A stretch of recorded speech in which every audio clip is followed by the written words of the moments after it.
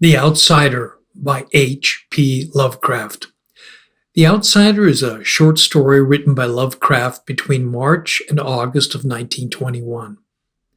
It was first published in April of 1926 in Weird Tales, the preeminent horror and science fiction pulp magazine of the time. The Outsider combines horror, fantasy, and gothic fiction to create a nightmarish story containing themes of loneliness, the abhuman, and the afterlife. Its epigram is an extract from John Keats's 1819 poem, The Eve of St. Agnes. Several literary historians consider the story one of Lovecraft's finest works of short fiction. The Outsider by H.P. Lovecraft. That night the Baron dreamt of many a woe, and all his warrior guests, with shade and form of witch and demon and large coffin worm, were long benightmared. John Keats, 1819. Unhappy is he to whom the memories of childhood bring only fear and sadness. Wretched is he who looks back upon lone hours in vast and dismal chambers, with brown hangings and maddening rows of antique books, or upon odd watches in twilight groves of grotesque, gigantic, and vine-encumbered trees that silently wave twisted branches far aloft. Such a lot the gods gave to me, the dazed, the disappointed, the barren, the broken. And yet I am strangely content and cling desperately to those sear memories when my mind momentarily threatens to reach beyond to the other.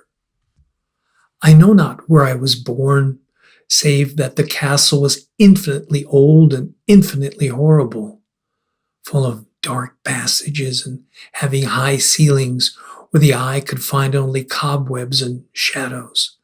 The stones in the crumbling corridors seemed always hideously damp, and there was an accursed smell everywhere, as that of the piled-up corpses of dead generations.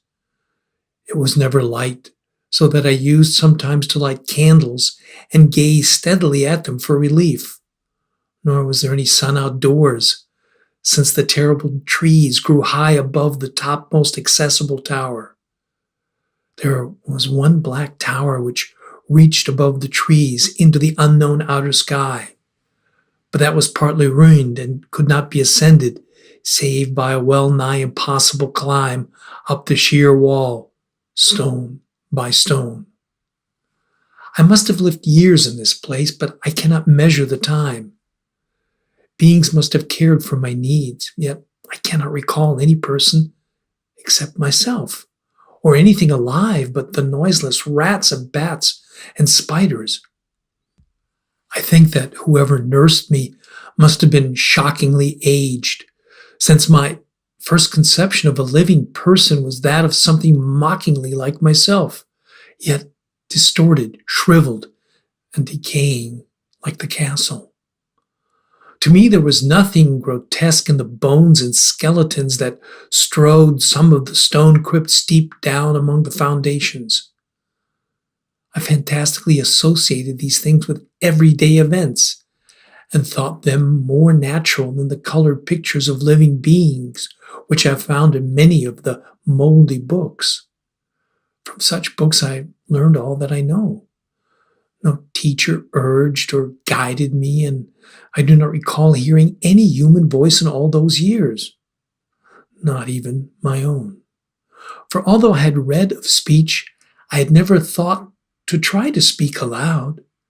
My aspect was a matter of equally unthought of, for there were no mirrors in the castle, and I merely regarded myself by instinct as akin to the youthful figures I saw drawn and painted in the books. I felt conscious of my youth because I remembered so little. Outside the putrid moat and under the dark mute trees, I would often lie and dream for hours about what I read in the books, and would longingly picture myself amidst gay crowds in the sunny world beyond the endless forest. Once I tried to escape from the forest, but as I went further from the castle, the shade grew denser and the air more filled with brooding fear, so that I ran frantically back lest I lose my way in a labyrinth of nighted silence. So through endless twilights I dreamed and waited, though I knew not what I waited for.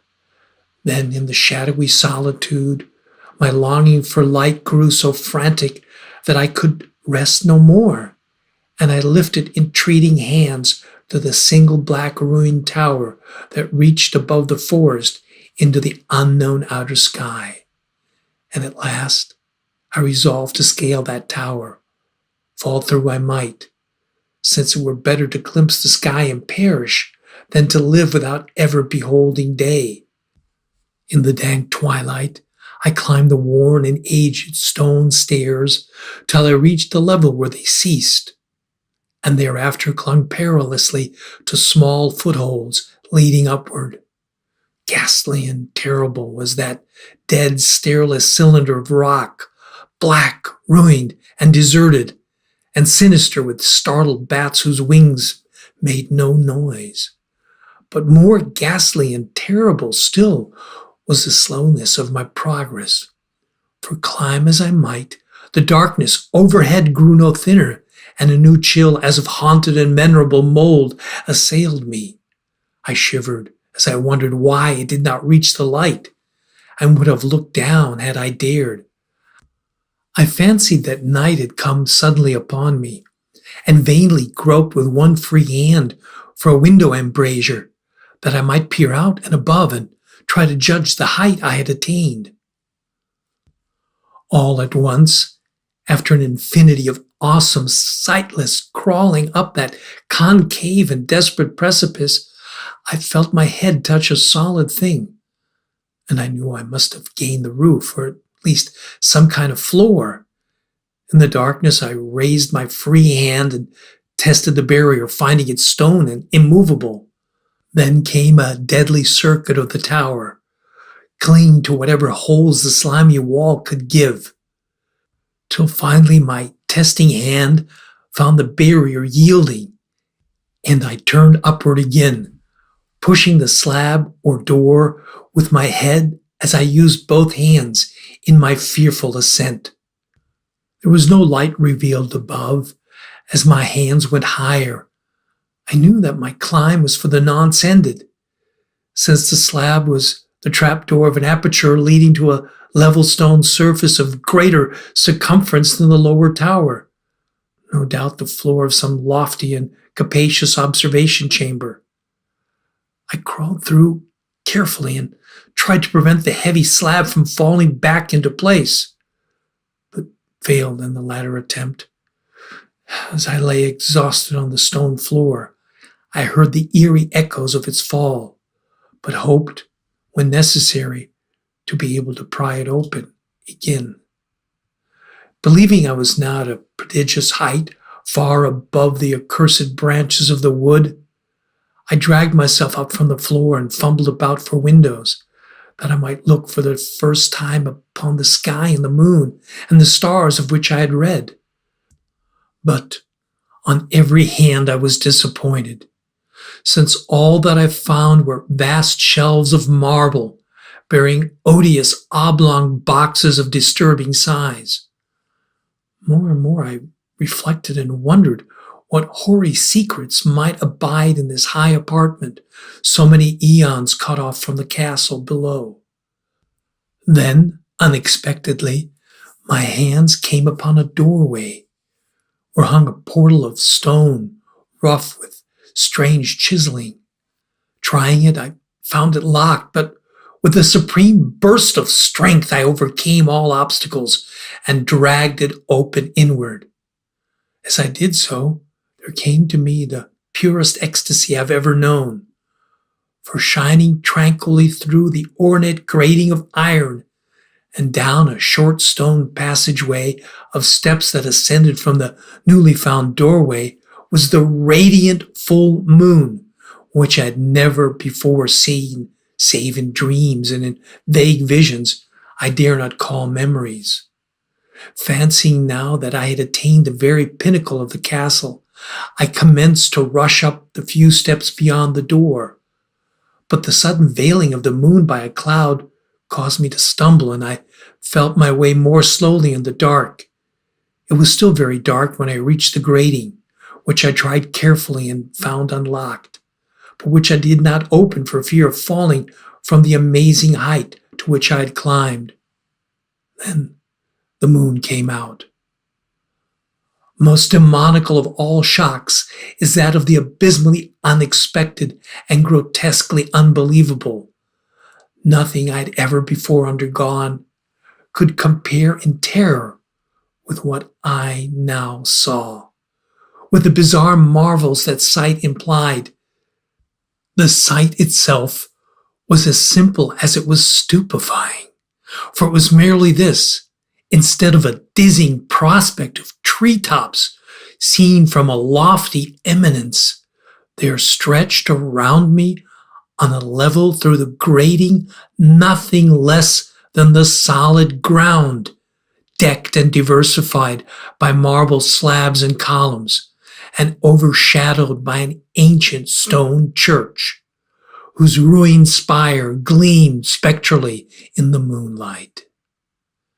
Half conscious, I opened the grating and staggered out upon the white gravel path that stretched away in two directions.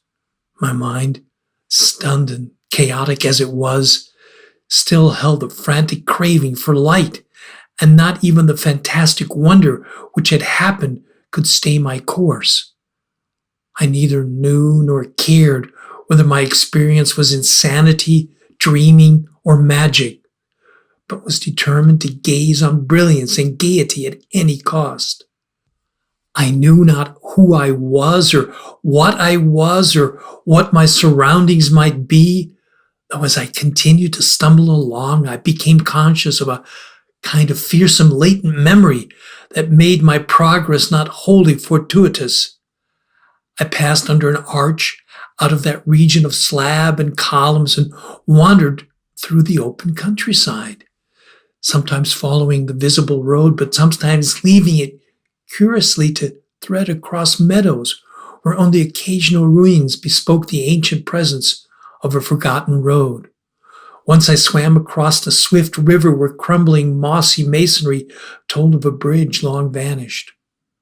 Over 2 hours must have passed before I reached what seemed to be my goal, a venerable ivied castle in a thickly wooded park, maddeningly familiar, yet full of perplexing strangeness to me. I saw that the moat was filled in and that some of the well-known towers were demolished, whilst new wings existed to confuse the beholder. But what I observed with chief interest and delight were the open windows, gorgeously ablaze with light and sending forth sound of the gayest revelry.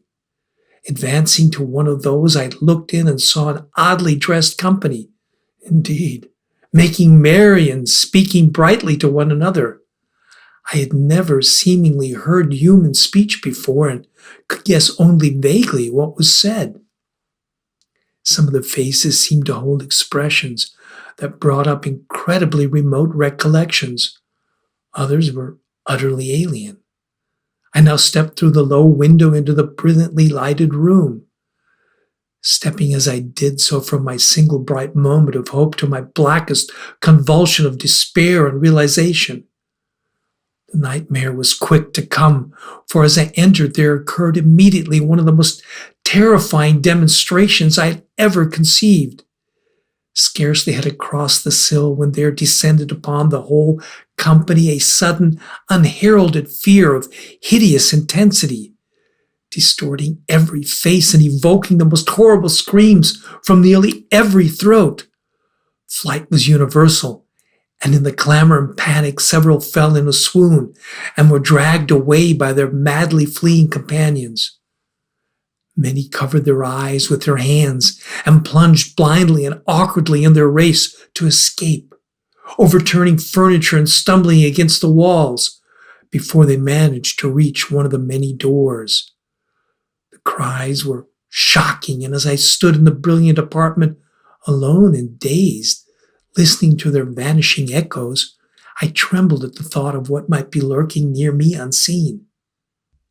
At a casual inspection, the room seemed deserted, but when I moved toward one of the alcoves, I thought I detected a presence there, a hint of motion beyond the golden arched doorway, leading to another and somewhat similar room. As I approached the arch, I began to perceive the presence more clearly. And then, with the first and last sound I ever uttered, a ghastly ululation that revolted me almost as poignantly as its noxious cause, I beheld in full frightful vividness the inconceivable, indescribable, and unmentionable monstrosity which had by its simple appearance changed a merry company to a herd of delirious fugitives. I cannot even hint what it was like, for it was a compound of all that is unclean, uncanny, unwelcome, abnormal, and detestable. It was the ghoulish shade of decay, antiquity, and desolation, the putrid, dripping eidolon of unwholesome revelation, the awful bearing of that which the merciful earth should always hide. God knows it was not of this world, or no longer of this world, yet to my horror I saw in its eaten away and bone-revealing outlines a leering, abhorrent travesty on the human shape, and in its moldy, disintegrating apparel, an unspeakable quality that chilled me even more. I was almost paralyzed, but not too much so to make a feeble effort toward flight. A backward stumble which failed to break the spell in which the nameless, voiceless monster held me. My eyes, bewitched by the glassy orbs which stared loathsomely into them, refused to close, though they were mercifully blurred and showed the terrible object but indistinctly after the first shock. I tried to raise my hand to shut out the sight, yet so stunned were my nerves that my arm could not fully obey my will. The attempt, however, was enough to disturb my balance, so that I had to stagger forward several steps to avoid falling. As I did so, I became suddenly and agonizingly aware of the nearness of this carrion thing, whose hideous, hollow breathing I half fancied I could even hear. Nearly mad, I found myself yet able to throw out a hand to ward off the fetid apparition which pressed so close, when in one cataclysmic second of cosmic nightmarishness and hellish accident, my fingers touched the rotting, outstretched paw of the monster beneath the golden arch. I did not shriek, but all the fiendish ghouls that ride the night wind shrieked for me, as in that same second there crashed down upon my mind a single and fleeting avalanche of soul-annihilating memory. I knew in that second all that had been. I remembered beyond the frightful castle and the trees, and recognized the altered edifice in which I now stood. I recognized, most terrible of all, the unholy abomination that stood leering before me as I withdrew my sullied fingers from its own. But in the cosmos there's a balm, as well as bitterness, and that balm is nepenthe. In the supreme horror of that second, I forgot what had horrified me, and the burst of black memory vanished in a chaos of echoing images. In a dream, I fled from that haunted and accursed pile, and ran swiftly and silently in the moonlight. When I returned to the churchyard place of marble and went down the steps, I found the stone trap door immovable, but I was not sorry, for I had hated the antique castle and the trees. Now I ride with the mocking and friendly ghouls on the night wind, and play by day amongst the catacombs of Neferanka in the sealed and unknown valley of Hadith by the Nile. I know that light is not for me, save that of the moon and over the rock tombs of Neb, nor any gaiety save the unnamed feasts of Nitocris beneath the great pyramid. Yet in my new wildness and freedom, I almost always welcome the bitterness of alien age. For although Nepenthe has calmed me, I know always that I am an outsider, a stranger in this century and among those who are still men. This I have known ever since I stretched out my fingers to the abomination within that great gilded frame. Stretched out my fingers and touched a cold and unyielding surface of polished glass.